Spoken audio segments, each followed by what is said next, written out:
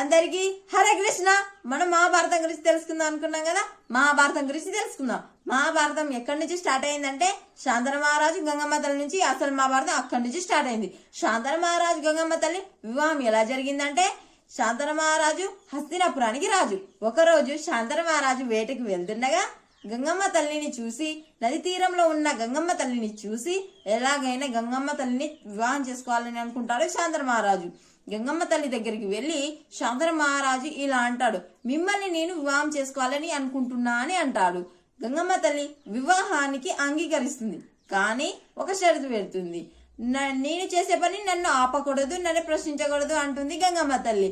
ఆ షరతును ఒప్పుకొని శాంతన మహారాజు వివాహం చేసుకుంటాడు. వివాహమైన కొద్ది రోజులకే వాళ్ళకో బాలుడు పుడతాడు. ఆ బాలుడిని తీసుకువెళ్లి గంగమ్మ తల్లి నదిలోకి వెళ్లి చంపేస్తుంది. అది చూసిన శాంతన మహారాజు ఏం చేయలేక ఆశ్చర్యంతో అలానే చూస్తుంటాడు. అలా 7గురిని చంపేస్తుంది గంగమ్మ తల్లి. 8వ కుమారుడు కూడా పుడతాడు.